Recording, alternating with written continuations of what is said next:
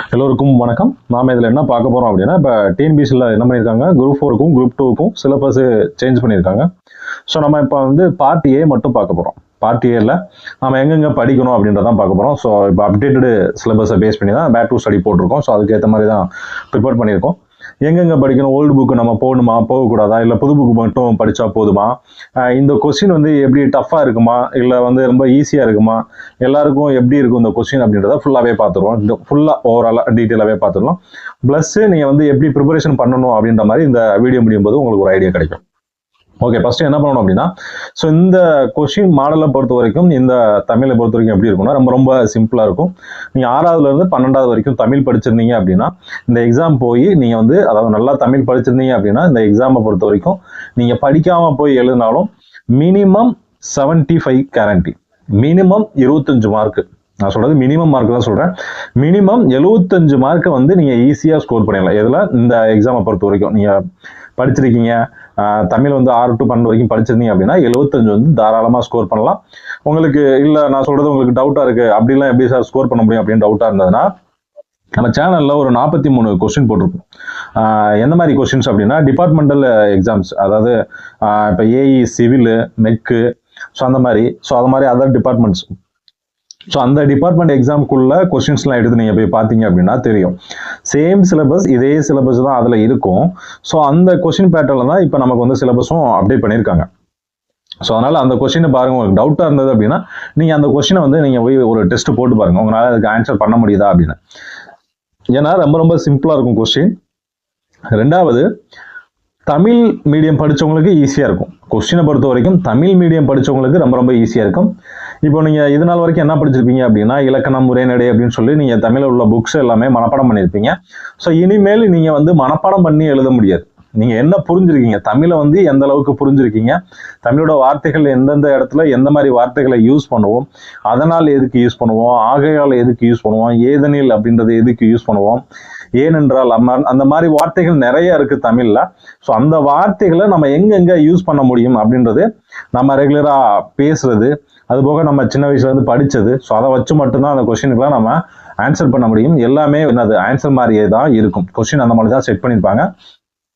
So உங்களுக்கு நீங்க practice பண்றதுக்கு என்னன்னா, இந்த 43 கொஸ்டின்ஸை ப்ராக்டிஸ் பண்ணிருங்க. இந்த 43 கொஸ்டின் வந்து ரொம்ப ரொம்ப முக்கியமான கொஸ்டின்ஸ். நீங்க எடுத்து ப்ராக்டிஸ் பண்ணுங்க. அப்படி இல்லைன்னா நீங்க நம்ம டிஎன்பிசி வெப்சைட்லேயே இருக்கும் ஆன்சர் கீ அப்படின்னு நீங்க போய் கூகுளில் போய் சர்ச் பண்ணீங்க அப்படின்னா, டிஎன்பிசி ஆன்சர் கீ அப்படின்னு சர்ச் பண்ணீங்கன்னா நிறைய மாடல் கொஸ்டின்ஸ் வரும். ஸோ அந்த கொஸ்டின்ஸ் எல்லாமே நீங்க எடுத்து சால்வ் பண்ணி பார்த்துக்கலாம். ப்ராக்டிஸ் பண்ணவும் நீங்க பார்த்துக்கலாம். ஓகே, இப்போ நம்ம என்ன பண்ணியிருக்கோம், இதில் இந்த பிடிஎஃப்ல என்ன பண்ணியிருக்கோம் அப்படின்னா, ஸ்கூல் புக்கில் கொடுத்துருக்க சிலபஸ் எங்கே இருக்கு அப்படின்றதான் ஃபுல்லாக பார்க்க போகிறோம். ஸோ அதை இந்த நோட் பண்ணி வச்சுக்கோங்க. இதோட பிடிஎஃப் வந்து நம்ம டெலிகிராம் சேனலில் வேணா அப்டேட் பண்ணிடலாம். ஓகே, ஃபர்ஸ்ட் என்னது, சந்திப்பிள்ளை. சந்திப்பிள்ளை இன்னைக்கு பொறுத்த வரைக்கும் எங்க இருக்கு அப்படின்னா, 8th புக்ல இயல் 7ல இருக்கு. அது போக 9th புக்ல இயல் 3, 4ல இருக்கு. எதுல இருக்கு, இயல் 3, 4ல இருக்கு. நெக்ஸ்ட் லகர, லகர வேறுபாடு, நகர, அந்த வேறுபாடு இருக்குல்ல, இதுக்குள்ள வேறுபாடு மயங்கொலி எழுத்துக்கள் சொல்லுவோம்ல, இந்த மயங்கொலி எழுத்துக்களுக்கான வேறுபாடுகள் எங்கெங்க வருது. ஸோ இது வந்து வெறுமனையே நம்ம படிக்க முடியாது. ஸோ இதுல ஒரு வார்த்தை கொடுத்துருப்பாங்க. இப்போ ஒன்றும் இல்லை, மனம், அதுக்கப்புறம் மனம் அப்படின்னு வச்சுக்குவோம். பள்ளி, அதுக்கப்புறம் பள்ளி. ஸோ இந்த மாதிரி சின்ன சின்ன வேறுபாடுலாம் இருக்கும். ஸோ இந்த மாதிரி கொஸ்டின்ஸ் வந்து நிறைய இருக்கும். ஸோ இந்த கொஸ்டினை பொறுத்த வரைக்கும் நீங்கள் வந்து இதை வந்து எந்த இடத்துல என்ன யூஸ் பண்ணுவோம் அப்படின்னு கிளியராக தெரிஞ்சால் மட்டும்தான் இந்த கொஸ்டினை பொறுத்த வரைக்கும் நீங்கள் ஆன்சர் பண்ண முடியும். ஸோ எல்லாராலையும் இந்த கொஸ்டினுக்கு வந்து ஈஸியாக ஆன்சர் பண்ண முடியாது. ரெண்டாவது, இந்த சொல்லுக்கான பொருளும் தெரியணும், இந்த சொல்லுக்கான பொருளும் தெரியணும், பொறுத்துகளையும் கேட்கலாம்.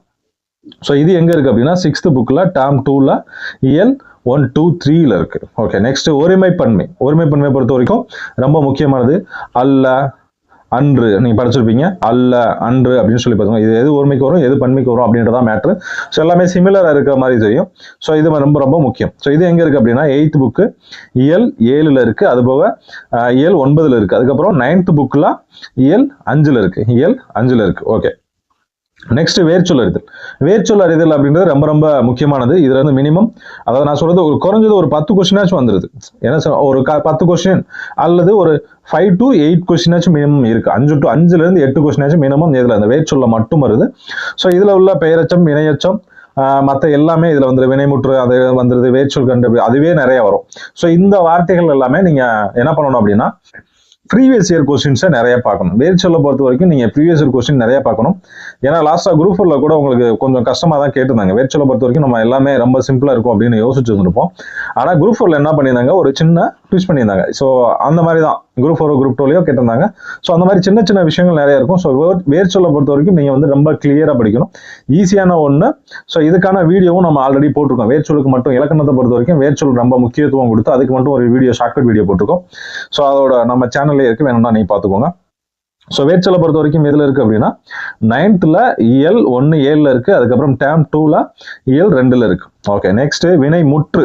வினைமுற்று அப்படின்றது எங்கே இருக்குது அப்படின்னா 8th புக்கில் இயல் 2லையும் 10th புக்கில் ஓல்டு புக்கு 10th ஓல்டு புக்கில் இயல் 2ல் இருக்குது. ஸோ நீங்கள் நிறைய பேர் கேட்டிருந்தீங்க, தமிழுக்கு வந்து இப்போ அப்டேட் பண்ணியிருக்காங்க சிலபஸ், நம்ம ஓல்டு புக் இனிமேல் படிக்க தேவையில்ல, ஃப்ரீயாக இருக்கலாம், ரிலாக்ஸாக இருக்கலாம், இதெல்லாம் இனிமேல் வராதுல்ல சார் அப்படின்னு சொல்லி நிறைய பேர் நம்ம ப்ரீவியஸ் வீடியோவில் கூட நிறைய பேர் கமெண்ட் பண்ணியிருந்தீங்க. ஸோ அதெல்லாம் கிடையாது. நீங்கள் வந்து கண்டிப்பாக என்ன செஞ்சாகணும், ஓல்டு புக்கும் படிச்சுதான் ஆகணும். ஸோ ஓல்டு புக்கில் நிறைய கவர் ஆகுது இந்த சிலபஸில்.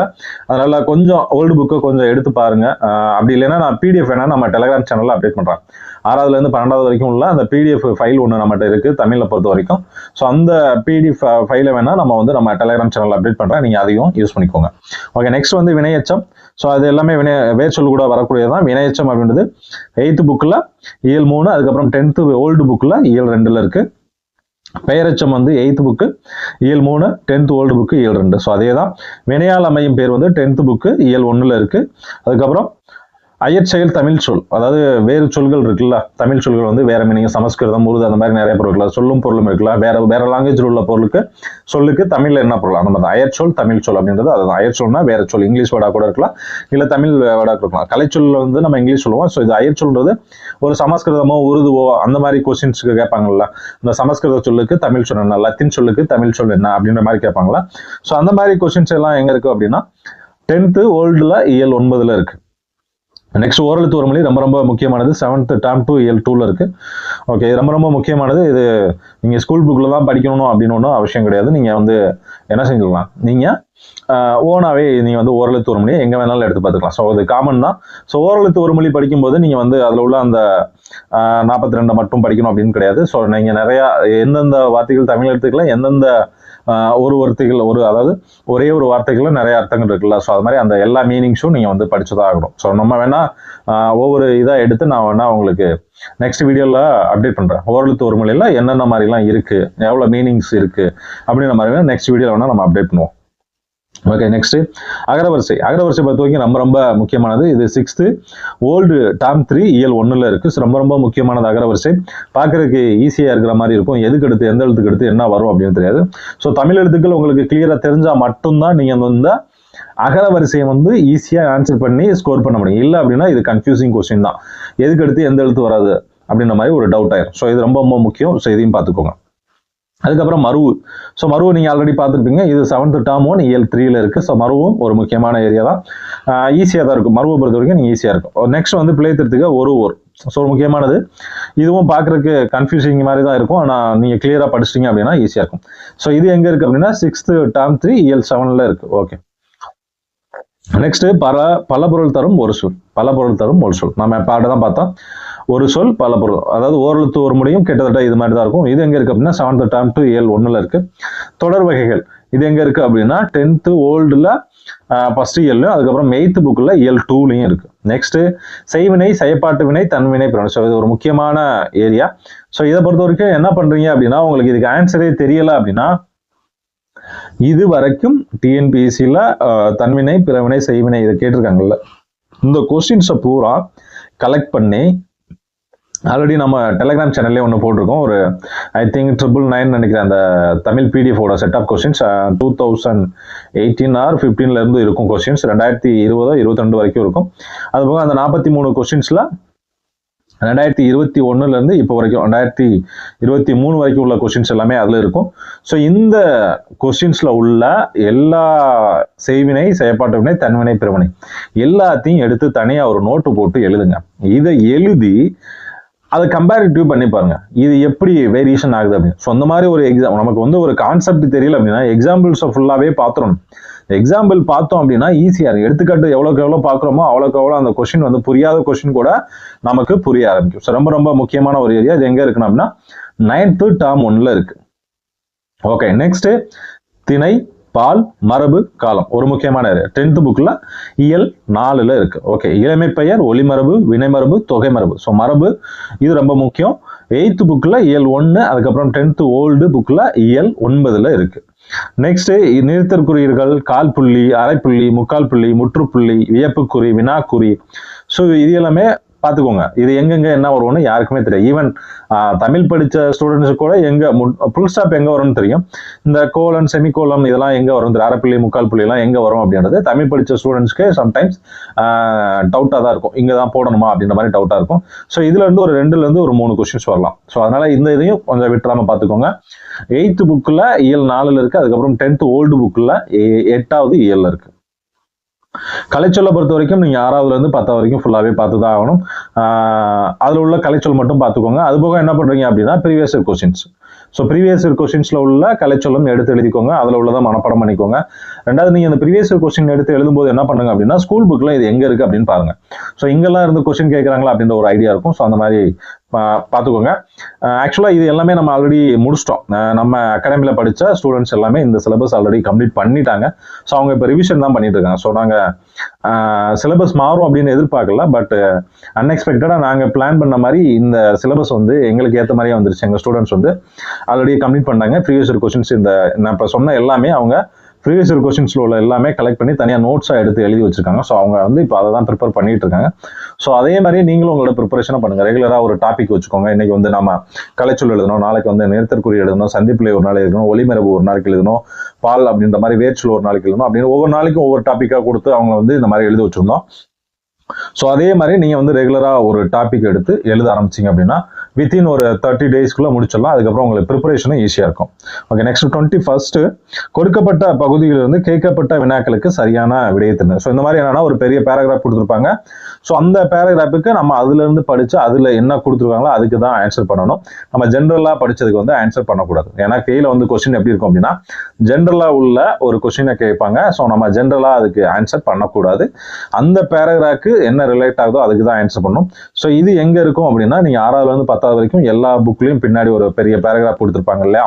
ஸோ அந்த பேராகிராஃபை நீங்க கிளியரா படிக்கணும். ஸோ அந்த பேராகிராஃப் கொடுத்து அதுலயும் கொஸ்டின்ஸ் கொடுத்துருப்பாங்க.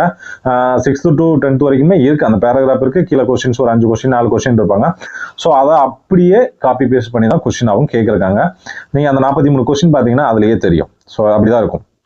நெக்ஸ்ட், உவமை தொடரின் பொருள் அறிதல், மரபு தொடரின் பொருள் அறிதல், பழமொழிகள் பொருள் அறிதல். ஸோ பழமொழிகள் ரொம்ப ரொம்ப முக்கியம். ஸோ இதுவும் அதே தான் ப்ரீவியஸ் கொஸ்டின்ல இருந்து எடுத்து எழுதுங்க. அதை தாண்டி மேக்ஸிமம் கொஸ்டின் வராது. ஸ்கூல் புக்ஸ்லையும் இருக்கு. எங்க இருக்கு அப்படின்னா 7th டேர்ம் 1ல இருக்கு, 8th இயல் 3ல இருக்கு, 9th and 10th புக்ல வந்து இருக்கு. அதுக்கப்புறம் 10th ஓல்டு புக்ல 4-5ல இருக்கு. 10th புக்ல ஓல்டு புக்ல இருக்கு. Okay, next Naladiyar. அதுக்கப்புறம் அந்த இலக்கணம் கொடுத்துருந்தாங்களா, இலக்கியங்கள் கொடுத்துருந்தாங்க. ஸோ இலக்கியங்களை பொறுத்த வரைக்கும் நாலடியார் எங்க இருக்கு அப்படின்னா 7th டேர்ம் 2ல இயல் 2ல இருக்கு. அதுக்கப்புறம் 6th ஓல்டு டேர்ம் 1ல இருக்கு, இயல் 2.